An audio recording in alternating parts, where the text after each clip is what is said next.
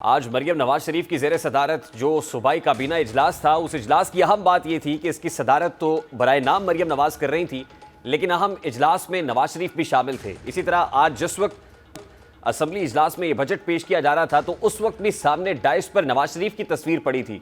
यानी खुद नून लीग, जिन्होंने नवाज शरीफ को मुल्क का चौथी बार वजीर आजम बनाना था, वो नवाज शरीफ की तस्वीर से गुजारा कर रही है। नवाज शरीफ सिर्फ फोटो फ्रेम्स तक महदूद हो चुके हैं या उनकी पार्टी ने उन्हें रमज़ान रिलीफ पैकेज के थैलों पर लगा दिया है। सादा अल्फाज में वो नवाज शरीफ जो वज़ीर आज़म बनने आया था, वो निगहबान बन चुका है।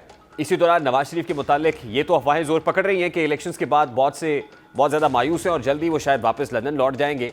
लेकिन इस दौरान वो बेटी को पंजाब में मजबूत करने के लिए हाथ पाँव ज़रूर मार रहे हैं। यही वजह है कि पंजाब असम्बली में वज़ारत आला का इजलास हो तो नवाज शरीफ की फ़ोटो, हल्फ बर्दारी हो तो नवाज शरीफ खुद, इसी तरह आज का इजलास हो तब भी उनकी फ़ोटो, जैसे ये जाहिर करने की कोशिश हो कि पंजाब में मरियम नहीं बल्कि नवाज शरीफ की हुकूमत है। लेकिन सवाल यह है कि बासर अफराद को नवाज शरीफ का यह अमल दखल काबिल कबूल होगा? वो बासर हल्के जिन्होंने नवाज शरीफ को चौथी बार वज़ीर आज़म बनने की राह में रोड़े अटकाए, वो लोग जिन्होंने उन्हें मानसेरा में इबरतनाक शिकस्त से दो चार किया और लाहौर जैसे गढ़ में भी शकूक शुबात है कि शायद ये हल्का खुलेगा, तो यहाँ भी नवाज शरीफ को शिकस्त तस्लीम करना पड़ेगी। तो ऐसे में 12.5 करोड़ नफूस पर मुश्तमिल पाकिस्तान का सबसे बड़ा सूबा, वहाँ अगर नवाज शरीफ आकर बैठेंगे या काबीना के इजलासों में बैठे होंगे, फ्रेम लगे हुए होंगे, तस्वीर होंगी, तो क्या ये काबिल कबूल होगा? और यहाँ सवाल तो ये भी है कि क्या मरियम नवाज खुद पंजाब में कामयाब हो पाएंगी जब बिजली, गैस, पेट्रोल की कीमतें मजीद बढ़ने वाली हैं? NFC अवार्ड में नजर सानी की तजवीज़ ज़ेर गौर है और सूबों का हिस्सा कम करने की बात की जा रही है। ऐसी सूरत हाल में मुश्किलात और तनाव में इजाफा होगा। क्या मरियम नवाज ये इजाफा और ये तनाव बर्दाश्त कर पाएंगी? बात करेंगे। इस वक्त पाकिस्तान मुस्लिम लीग नून के मरकजी रहनुमा राना एहसान अफजल साहब मौजूद हैं। अस्सलाम वालेकुम राना साहब, बहुत बहुत शुक्रिया आपके वक्त के लिए।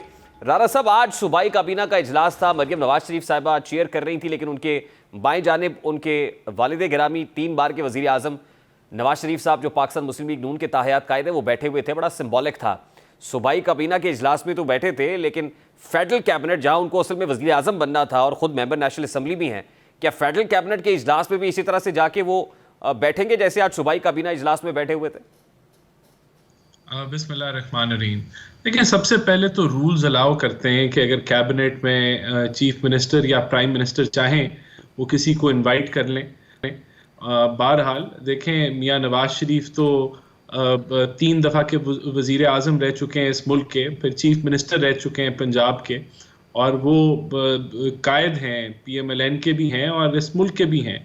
तो उनको बुलाया गया। बिल्कुल, वहाँ अगर ऐसा समझा गया कि उनकी ज़रूरत उधर कैबिनेट में भी है वफाकी, तो वहाँ भी वो जा सकते हैं। इसमें कोई नहीं, यहाँ तो मरियम नवाज शरीफ साहब ने बुलाया, बिल्कुल इसमें कोई दो राय नहीं है कि रूल्स अलाउ करते हैं। उन्होंने बुलाया, वो उनकी इन्विटेशन पे पहुंच गए। मरियम नवाज शरीफ साहिबा ने उनको होस्ट किया, वो चेयर कर रहे थे, उनके साथ को चेयर थे। मैं ये कह रहा हूँ, क्या शहबाज शरीफ साहब भी उनको बुलाएंगे या बुलाना चाहिए मरियम नवाज शरीफ साहिबा की तरह?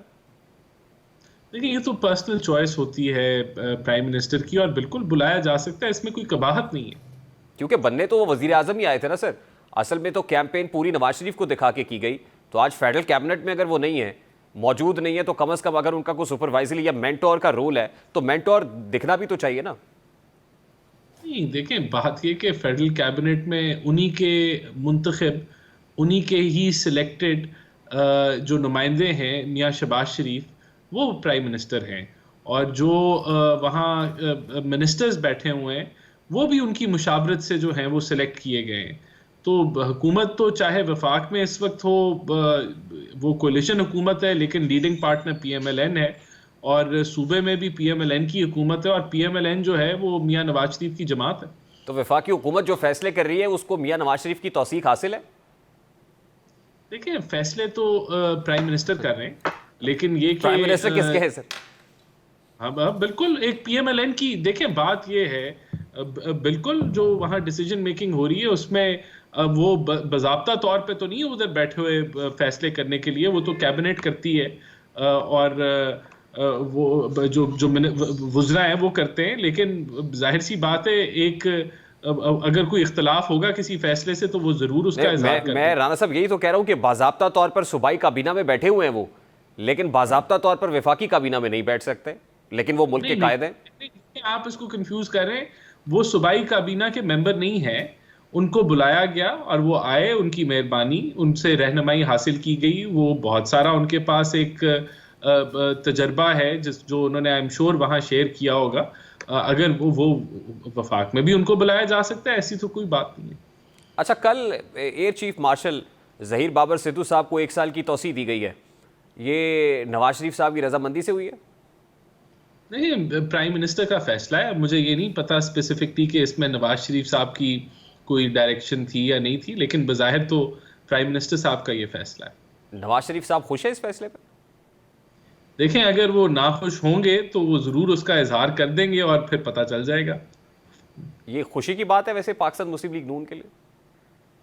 ये देखें, प्राइम मिनिस्टर का प्रोगेटिव है, उन्होंने उसको इस्तेमाल किया और उन्होंने समझा कि जो चीफ हैं उनकी 1 साल और सर्विसेज रिक्वायर्ड हैं या जो भी उनका टेन्योर है, तो उन्होंने उनको तौसीह दे दी। ये लेकिन इसकी स्पेसिफिक्स मेरे पास नहीं है कि किन वजूहात की वजह से ये फैसला किया नून गया। लीग इस फैसले को बैक करती है? डेफिनेटली जी, प्राइम मिनिस्टर का अगर ये फैसला है तो PMLN जो है अगर उसके साथ खड़ी है। तो नून लीग अपने उसूली मौक़िफ़ से हट रही है? ये देखिए, ये तो प्राइम मिनिस्टर का प्रोगेटिव है ना। उन्होंने अगर समझा कि, मैं वही कह रहा हूँ, नून लीग का है, तो मैं ये इसमें आपकी बात को मैं एग्री कर रहा हूँ कि देखें, उन्होंने समझा कि उनकी सर्विसेज रिक्वायर्ड है फर्दर, तो उन्होंने उसको आईनी तौर पे वो कर सकते थे, एक्सटेंशन दे सकते थे, तो उन्होंने दे दी। वैसे मेरा बड़ा सादा सा सवाल है राणा साहब, प्राइम मिनिस्टर वाकई नून लीग का है? बिल्कुल जी। और सारे फैसले नून लीग को मेरा ख्याल है कि आपकी इस मुस्कुराहट के अंदर बहुत सारे जवाबात हैं। मैं मजीद इसको एक्सप्लोर नहीं करूंगा। मैं एक्सप्लेन कर देता हूँ। देखिए, हम बिलीव करते हैं कि इस हुकूमत को मिलके चलाना है, हमारे कोलिशन पार्टनर्स के मुशावरत के साथ हमने आगे बढ़ना है, उसके साथ साथ रियासती इदारों को हमने हमांगी के साथ आगे लेके चलना है, और हम तो ये समझते हैं कि ऑपोजिशन को भी हमने जो है एक कंसेंसस के साथ आगे लेके चलना है। अच्छा राणा साहब, अभी प्राइम मिनिस्टर साहब हल्फ लेते हैं, काबीना बनती नहीं है, और जो पहला फैसला वो लेते हैं वो केयर टेकर कैबिनेट का जो फैसला होता है FBR के रीस्ट्रक्चरिंग के हवाले से, FBR को फॉल करने वाले से, जो बैरून ममालिक से एक्सपर्ट्स की मदद लेने का, उसको सबसे पहले इंडोर्स कर देते हैं। बहुत सारे ऐसे डिसीजंस लेते हैं जो कैबिनेट की अदम मौजूदगी में होते हैं। सुप्रीम कोर्ट ऑफ पाकिस्तान तो कह चुकी है कि कैबिनेट के बगैर वज़ीर आज़म नहीं है, वज़ीर आज़म का मतलब कैबिनेट है। तो ऐसे फैसले जिसके अंदर स्टे मौजूद थे हाई कोर्ट्स में, सुप्रीम कोर्ट के अंदर, उसमें भी वज़ीर आज़म साहब ने गो हेड दे दिया, तो ये गैर कानूनी, गैर आईनी काम कर रहे हैं? नहीं, बिल्कुल भी नहीं। देखें, उस मीटिंग में मैं भी मौजूद था, और ये फैसला ऐसे ही नहीं, उसके ऊपर एक बड़ी तफसीली गालबन 1.5-2 घंटों के ऊपर एक मीटिंग थी, और जिसके अंदर हर पहलू को जो है वो भांपा गया और सबसे पूछा गया, सबने राय दी उसके अंदर कि किसी को इससे इख्तलाफ है या कोई समझता है कि इससे बेहतर और कोई रास्ता है FBR की रिफॉर्म्स का, तो किसी ने उसके ऊपर उस वक्त जो हमें जो इंफॉर्मेशन मिली, जो हमें प्लान मिला, उससे सारे ने यूनानिमसली एग्री किया। और देखें, बात ये कि स्टे तो डेफिनेटली हुकूमत अब परसू करेगी। तो देखिए राणा साहब, एग्री तो कैबिनेट का करना जरूरी है ना। कैबिनेट तो उस वक्त मौजूद ही नहीं थी जब ये फैसला हुआ। ये फैसला तभी आगे मूव फॉरवर्ड करेगा जब कैबिनेट एग्री करेगी। लेकिन एक एग्रीमेंट ये हो गई उस वक्त कि जो स्टे है वो, क्योंकि केयर टेकर निज़ाम इस तरह की रिफॉर्म्स नहीं कर सकता था, उस बेसिस पे मिला था। तो अब तो केयर टेकर मौजूद नहीं है, तो इस वक्त की जो हुकूमत है वो इन फैसलों से एग्री करती है और मूव फॉरवर्ड करना चाहती है। तो बाकी जो अगर कैबिनेट से दोबारा कोई अप्रूवल की ज़रूरत हुई तो कैबिनेट में ही जाएगा, ड्यू प्रोसेस फॉलो किया जाएगा। एक और बहुत बड़ा जो मुतालबा है IMF का, वो NFC को रिवर्स करने से मुतालिक है, नेशनल फाइनेंस कमीशन, कौमी मालियाती कमीशन से मुतालिक। इसको नून लीग इंडोर्स करेगी? नहीं, मेरा नहीं ख्याल ये कोई ऐसा मुतालबा है कि जिसके बगैर IMF आगे नहीं बढ़ेगा। उनके कंसर्न्स हैं कि सूबे जो हैं वो उनको अपनी खुद रिसोर्स मोबिलाइजेशन करनी चाहिए, हम भी एग्री करते हैं। लेकिन क्या NFC को छेड़ना जो है वही बेहतरीन हल? देखिए, इसके अंदर हम अपने कोलिशन पार्टनर्स से मुशावरत करके चलेंगे, क्योंकि उनका एक बड़ा स्ट्रॉन्ग स्टांस है यहाँ, और उसके ऑल्टरनेटिव सॉल्यूशंस भी हैं, तो उनकी तरफ हम ज्यादा तवज्जो दे देंगे। नहीं, बट इन पर्टिकुलर आपका स्टांस क्या है? क्या रिवर्स अगर हो तो आप फ्लेक्सिबल हैं इसमें? देखिए, नहीं, हम समझते हैं कि पहली बात तो ये कि ये हमारा इंडिपेंडेंट फैसला नहीं होगा, अगर हम लोगों में से कुछ लोग समझते भी हों कि एनएफसी को कोई रद्दोबदल करने की जरूरत है, तो वो मुमकिन नहीं होगी जब तक पीपल्स पार्टी ऑन बोर्ड नहीं आएगी। तो बहुत सारे लोगों का ख्याल है कि एनएफसी को छेड़ने की जरूरत नहीं है, और हमें जो सब्सिडीज का मॉडल वफाक में है, जो टैक्स इवेजन है, जो टैक्स नेट को नहीं बढ़ा पाना है, जो एक्सपेंडिचर्स को नहीं काबू कर पाना है, वो वहाँ काफ़ी स्पेस अवेलेबल है कि आप रिसोर्सेज को बढ़ाएं और एक्सपेंडिचर्स को कम करें। और दूसरी तरफ देखें, एक मैकेनिज्म ऑलरेडी तय है, जहाँ जो सूबे हैं वो अपना जो सरप्लस होता है वो सरेंडर कर देते हैं वफाक को।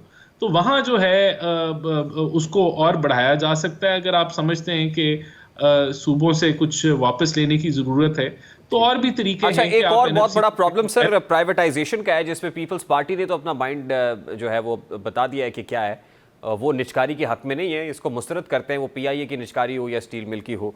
तो इस पे फिर कैसे प्रोसीड करेंगे? ये देखिए, निजकारी के ऊपर तो 825 अरब का नुकसान पीआईए कर चुकी है। तो उनका मौकफ ये है कि इससे जो है जॉब लॉस लोगों को होगा, ये तासुर ठीक नहीं है। पहली बात तो ये जो 825 अरब का खसारा पीआईए का है, उससे महंगाई में इजाफा होता है। उसमें जो एक 25 करोड़ अवाम को भुगतना पड़ता है। जब हुकूमत खसारे करती है और कर्जे लेती है, तो ना सिर्फ महंगाई में इजाफा होता है, डिवैल्यूएशन होती है, और बहुत सारी चीजें होती हैं जो कि स्टेट ओन्ड एंटरप्राइजेस के लॉसेस तो आप कन्विंस कर लेंगे पीपल्स पार्टी को? बिल्कुल। देखें, हमारा इसमें बड़ा क्लियर स्टांस है कि पीआईए की निजकारी से कोई जॉब लॉस नहीं होगा, बल्कि हो सकता है कि पीआईए की जो प्राइवेटाइजेशन के बाद ये बहुत फल फूल जाए, क्योंकि प्राइवेट सेक्टर जो है इसको चलाए और ज़्यादा एफिशिएंटली चलाए। तो हुकूमत का काम टैक्स कलेक्शन है, हम लोग ज़रूर उनसे बात करेंगे, लेकिन पीआईए की हद तक या और प्राइवेटाइजेशन की हद तक हम बिल्कुल क्लियर हैं कि हमें आगे बढ़ना है। राणा साहब, अभी जिस वक्त आपसे बात कर रहा हूँ, बड़े ही डिफिकल्ट डिसीजंस हैं। गैस टैरिफ इंक्रीज होने जा रहा है, बिजली का टैरिफ बढ़ रहा है, हर रोज़ इन्फ्लेशनरी प्रेशर, खासतौर पे पेरिशेबल आइटम्स के अंदर हर रोज़ बिजली गिरती है आम आदमी के ऊपर। तो ये जो जिस अंदाज में फैसले हो रहे हैं, क्या वाकई मियाँ नवाज शरीफ साहब बहुत मायूस हैं? नहीं, देखिए, बात यह है कि मुल्क को आगे अगर आपने एक माशी दलदल से निकालना है, तो आपको क्या फैसले लेने चाहिए? क्या हम वो फैसले ले रहे हैं? हमें क्या आईएमएफ के बगैर हम मुल्क को माशी दलदल से निकाल सकते हैं? अगर उसका जवाब नहीं में है, तो फिर हमें उसी रास्ते में बढ़ना है। अब हमें अच्छी निगोशिएशन करनी है कि जहां सोशल प्रोटेक्शन देने की जरूरत है आवाम को, वहां हम दे पाए। नहीं, लेकिन राणा साहब, 16 माह की पीडीएम हुकूमत में आपने करके देख लिया और उसके नताइज भी भुगत लिया आपने। नहीं, देखें, 16 माह की पीडीएम हुकूमत ने मुल्क को डिफॉल्ट से बचाया। मुल्क के जो इकोनॉमिक इश्यूज थे उसमें वो फैसले किए जिससे मुल्क इकोनॉमिक स्टेबिलिटी की तरफ गया। और आपने देखा कि हमारे फैसलों की बुनियाद पे केयर टेकर हुकूमत ने स्टेबिलिटी लाने में वो भी कामयाब हुए। एक्सचेंज रेट आपका स्टेबलाइज हो गया, महंगाई 28% पे एवरेज चल रही थी इस साल में। अभी पिछले माह की जो इन्फ्लेशन की शरह है वो 23% है, अभी भी बहुत ज़्यादा है। लेकिन मैं समझता हूं कि ये इन इक़दामात से हम मुल्क को जो है माशी दलदल से निकाल लेंगे। अच्छा सर, मुझे ब्रेक लेनी है सर, लेकिन उससे पहले मुझे सिर्फ ये बता दीजिए कि क्या ये प्लान है कि मियाँ साहब रमज़ान के आखिरी अशरे में सऊदी अरेबिया और सऊदी अरेबिया के रास्ते पर लंदन जा रहे हैं? देखिए, मेरे पास मियाँ साहब के कोई प्लान की इंफॉर्मेशन नहीं है, तो मैं इस पर कुछ कमेंट नहीं कर सकता। लेकिन देखिए, मियाँ साहब एक आज़ाद शहरी हैं, वो सैर करने भी जा सकते हैं। हो सकता है उनकी कोई बाहर कमिटमेंट हो तो वो वापस आ जाएंगे। मियाँ साहब इधर ही अब पाकिस्तान में ही मुकीम होंगे। ज़ाहिर है इलेक्शन कैंपेन में मियाँ साहब का होना ज़रूरी था, कैंपेन कर लिए, हुकूमत वगैरह बन गई, अब वो जहाँ मर्जी जाएंगे, कह रहे हैं। मैं कह रहा हूँ जिस तरह एक आम शहरी, पाकिस्तानी शहरी कहीं भी जा सकता है और वापस आ सकता है, तो उस तरह मियाँ साहब में कोई कदगन तो नहीं है कि वो मुल्क से बाहर नहीं जा सकते कुछ चंद दिनों के लिए या हफ्तों के लिए। राणा साहब, बहुत बहुत शुक्रिया, बहुत शुक्रिया।